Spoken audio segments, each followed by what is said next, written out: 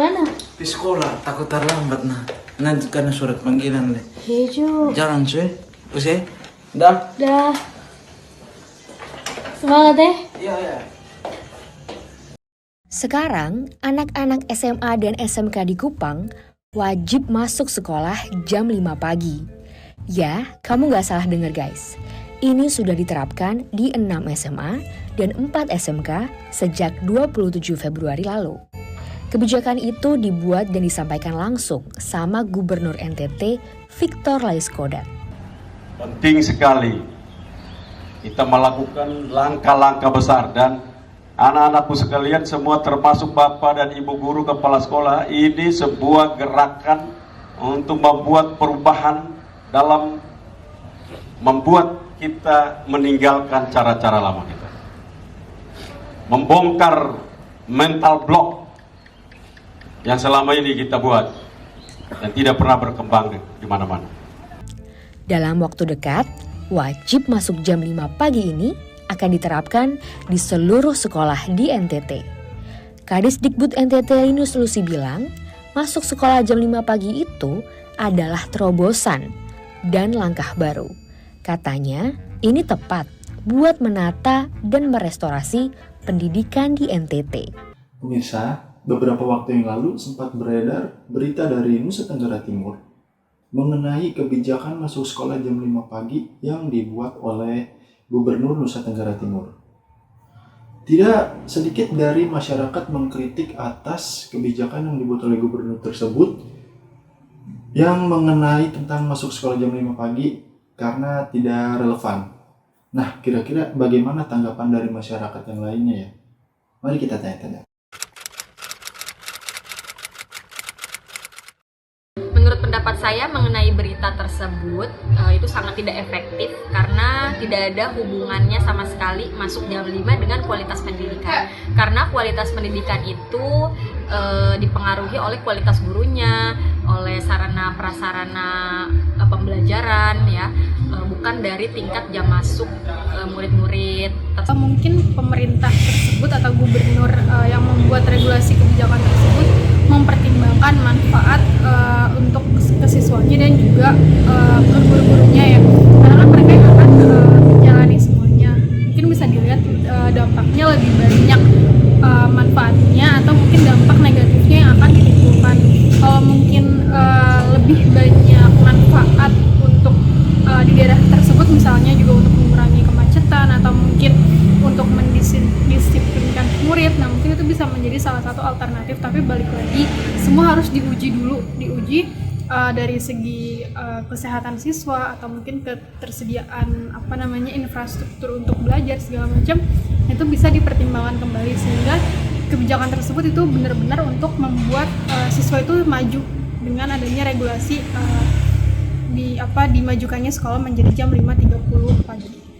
Pendapat saya mengenai kebijakan sekolah jam 5 pagi di Nusa Tenggara Timur ini kurang bijak ya, dan mengingat jam 5 ini seharusnya anak-anak sekolah baru melakukan persiapan kegiatan untuk berangkat sekolah, sedangkan mereka dipaksa jam 5 harus sudah ada di sekolah. Menurut saya itu kurang efektif. Masuk sekolah di jam 5 pagi dan di NTT bagi saya dinilai membahayakan siswa. Beragam mulai dari faktor keamanan anak saat menuju ke sekolah, transportasi yang sulit pada pagi hari, dan kesiapan orang tua di rumah baik dalam menyediakan sarapan serta berbagai pertimbangan kesehatan anak. Jika merujuk pada kajian tentang dampak buruk bagi anak-anak yang kurang tidur, maka kebijakan masuk sekolah pukul 5 akan berdampak buruk pada tubuh kembang anak, termasuk terhadap kesehatan dan kemampuan belajar. Menurut saya, kebijakan atau keputusan yang dibuat oleh Gubernur NTT untuk siswa sekolah masuk lebih pagi di jam 5.30 membawa dampak positif dan juga negatif. Dampak positif yang dibawa oleh regulasi ini yaitu meningkatkan efisiensi waktu belajar dan juga memberikan kedisiplinan untuk para siswa. Dan juga ada beberapa yang berpendapat bahwa masuk lebih pagi ini dapat dipersiapkan untuk siswa agar siap di dunia kerja. Dampak negatif yang dibawa oleh regulasi ini yaitu siswa berpotensi mengalami gangguan kesehatan fisik dan juga mental, seperti kelelahan, kurang tidur, dan juga waktu belajar yang sangat panjang. Selain itu, dapat mengancam keselamatan siswa karena mereka harus datang lebih pagi. Apalagi kalau misalkan paginya itu masih dalam keadaan gelap. Jadi, pemerintah dan juga instansi-instansinya perlu untuk mereview kembali kebijakan yang akan diberikan oleh para siswa di Nusa Tenggara Timur.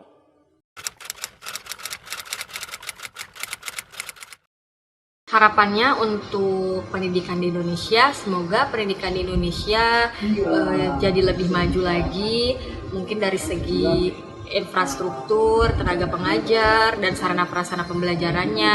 Perlu kita tahu, kita harus mencontoh negara maju seperti negara Singapura, di mana kualitas kurikulum yang sangat standar dan sangat bagus, fasilitas yang memadai, dan juga tenaga pengajar atau yang disebut dengan guru yang berstandar internasional.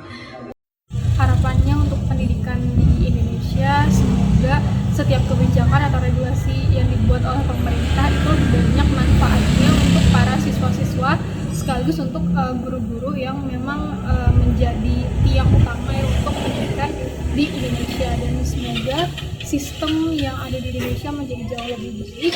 Mungkin kita bisa lihat contoh-contoh negara maju seperti Finlandia yang memang kurikulum pendidikannya juga sangat bagus. Mungkin ada kalanya kita harus belajar dari negeri tersebut, dan semoga pendidikan di Indonesia dapat merata baik yang di daerah maupun di kota-kota terpelosok.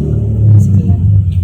Harapan saya untuk pendidikan di Indonesia ke depannya yaitu mampu memperbaiki sistem pendidikan yang ada, bukan hanya soal pencari nilai, melainkan juga tentang kualitas dari ilmu pengetahuan yang telah dipelajari. Kualitas pendidikan yang lebih baik agar kedepannya bisa menciptakan generasi-generasi penerus bangsa yang lebih kompeten. Jika dilihat dari kebanyakan respon masyarakat atas berita tersebut, bahwasannya memang kebijakan yang dibuat oleh Gubernur Nusa Tenggara Timur tersebut memang harus dikaji ulang, sehingga bisa memikirkan dampak dari positif dan negatifnya untuk para siswa ke depannya. Dari Jakarta, saya Imam Baihaqi melaporkan.